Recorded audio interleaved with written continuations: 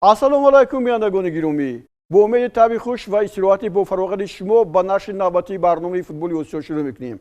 инак даври панҷуми бозиҳои лиги чемпионҳои осиё 2 барои истиқлоли душанбе мисли 4 даври пешин бебарор омад. чемпиони 13-кратаи тоҷикистон бо ҳайати тиллоии худ дар сафар аз дастаи шарҷаи Имороти Муттаҳидаи Араб бо натиҷаи 3-1 шикаст хӯрд ва то ҳол ягон имтиёзе ба даст наовардааст ва ин дафъа ягона голи худро ба самар расонид. намедонам ин натиҷа киро қонеъ мекунад, аммо мухлисони футбол хеле ошуфтаанд. тамошо мекунем. дастаи истиқлоли душанбе аз рӯи гуфти Гирчеревченко дар ин бозӣ танҳо ғалабаро пешаи худ, яъне мақсади худ гузошта буд, вале ба мақсад нарасид. дар дақиқаи 21 Луан Мартинеси бразилиягӣ ба гусодани ҳисоб муваффақ шуд. баъди 3 дақиқа эҳсони панҷшанбе бо як гузариши зебо ва зарбае аз масофаи дур натиҷаро баробар кард. дарвозабони шарҷа Одил Муҳаммад дар доштани тӯб ба иштибоҳ роҳ дод ва онро аз даст раҳо намуду тӯб ба дарвоза ғелид. ин аввалин голи истиқлол дар мавсими имсолаи лиги чемпионҳо аст. дар дақиқаи 30 Усмон Камара тӯби дуввумро ба дарвозаи Стошич зад. боз як бразилиягии дигар Кайо ки собиқан дар дастаи Бенфика бозӣ мекард, дар дақиқаи 58 аз зарбаи пеналти ҳисобро афзуд. истиқлол ин дафъа бо натиҷаи 3-1 мағлуб шуд ва Игор Черевченко дар мусоҳибаи баъди бозӣ гуфт ки истиқлол дар бозии охирини гурӯҳӣ ба ғалаба ноил хоҳад шуд.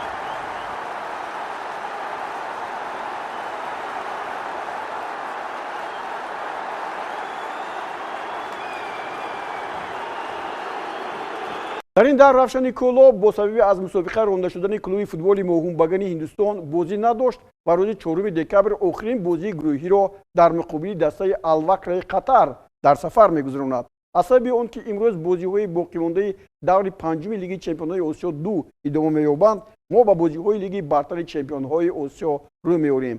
песаф Ал-Аҳли Арабистони Саудӣ дар ин давр ба дидори дастаи Ал-Айни Имороти Муттаҳидаи Араб омад.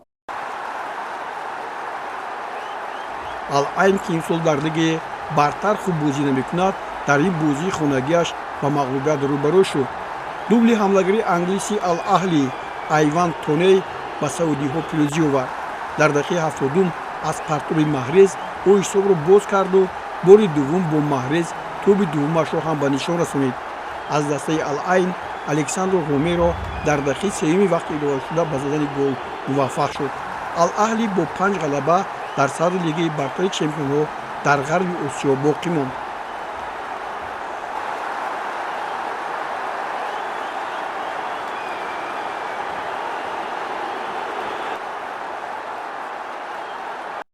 Ал-Ҳилоли Арабистони Саудӣ ки дар ҷои дуввуми ин лига ҷойгир шудааст, шоми дирӯз бо дастаи Асади Қатар дар варзишгоҳи Ҷосим бин Ҳамади шаҳри Давҳа воридӣ рақобат шуд.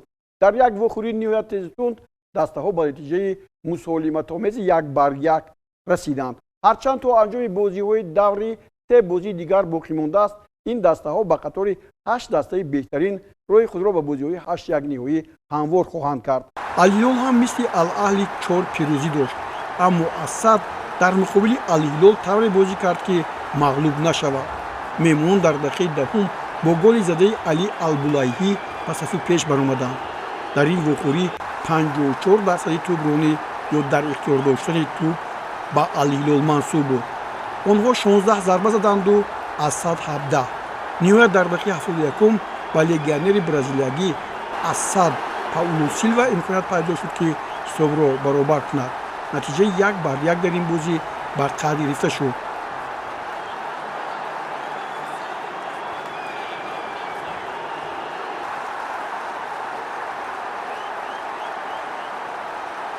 алҳол дар зинаи сеюм боз як дастаи Арабистони Саудӣ Ан-Наср бо Криштиану Роналду ҳузур дорад. дар даври панҷум ба Криштиану муяссар гардид ки дар бозии сафарии Ан-Наср дар Қатар ба дарвозаи Ал-Ғаррофа 2 гол занад. рафти бозӣ нишон дод ки ин футболбози 39 сола ҳанӯз аз бозигарони ҷавон хафо намемонад. бале, Криштиану Роналдо ба варзишгоҳ назар мекунад вақте ки вориди ин майдон мешавад ва мебинад ки дар ҳақиқат мухлисон хеле зиёд ҳастанду имрӯз ташнаи онанд ки Криштиану Роналдо ба дарвозаи онҳо гол занад. дар ҳақиқат чунин аст. ҳанӯз Криштиану Роналдо аз ҷавонон беҳтар бозӣ мекунад. дар дақиқаи 46 ва 64 ду тӯбро ба самар расонид ки خیلی زیبا و دیدنی بودند. طوری احساس کردید لگندهای برزیلیایی در دستهای عربی خیلی زیادند و یکی از آنها انجلو بوردش که یک گل دیگری النصر را به ثمر رسانید. الغرافه با کمک خوسه لوی اسپانی حساب را تغییر داد.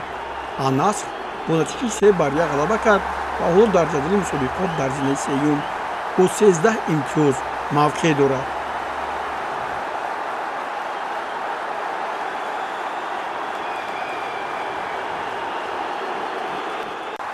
طوری می‌بینیم که دسته عربستان سعودی در صدر لیگ برتر آسیا در گروه غرب موقع دارند. بعد از این دسته‌ها با الوصل امارات متحده عرب امکان پیدا شد که بعد غلبه‌اش بر اشرف عراق به زمینه چهارم بروید. این واقعه در ورزشگاه بین‌المللی کربلای شهر کربلا برگزار گردید. در غلبه دسته الوصل هم سهم فوتبالبازان اجنبی ارزنده است. در مقابل اشرف عراق احمد باسیل دروازه‌بان اشرف در دقیقه 14 توپ را از دروازه‌اش گرفت. جوناتان سانتوس برزیلیایی توپ را به دروازه زد. فرهاد یوسف سوریایی به عراقی‌ها کمک کرده حساب را برابر نمود. اما فابیو لیما و نیکولاس خیمنز از ضربه‌های پنالتی حساب را به سود الوصل افزودند و میمونان با نتیجه 3-1 غلبه کردند. در دور پنجم دو دسته با هم برابر الرایون و پرسپولیس ایران در قطر با هم دیدار انجام دادند. هرچند پرسپولیس در دقیقه 17 با گل فرهاد فرجی توپ را باز کرد، در پایان نیمه دوم صاحبان میدان توانستند از باخت رها یابند. اگر پرسپولیس غلبه میکرد به قطار 8 دسته بهترین داخل میشد. سومین بازی که در دور پنجم با نتیجه برابری به انجام رسید، این واخوری استقلال ایران با پختکار شهر توشکند بود.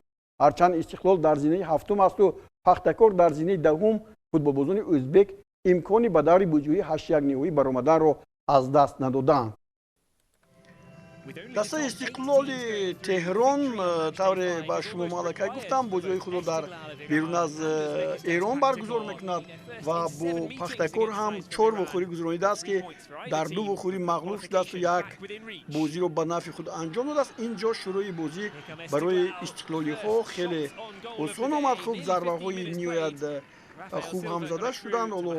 دوستان گرامی، اینها نوارهایی بودند که در برنامه امروزه ما جای گرفتند. پگاه 28 نوامبر ما در برنامه غیرنوبتی فوتبال آسیا و شما درباره نتیجه های لیگ چمپیون‌های آسیا 2 که بازی‌هایشان امروز جمع‌بست می‌شوند خواهیم گفت. در ششم لیگ برتر آسیا دوم و سوم دکامبر برگزار می‌گردد.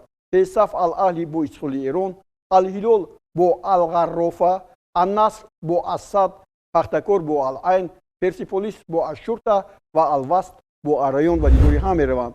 در همین جا با جمع همکارانم برنامه امروزی فوتبالی آسیا را به پایان می‌رسانیم. باقی صحتمند و پیروز باشید. خیر تا بازی.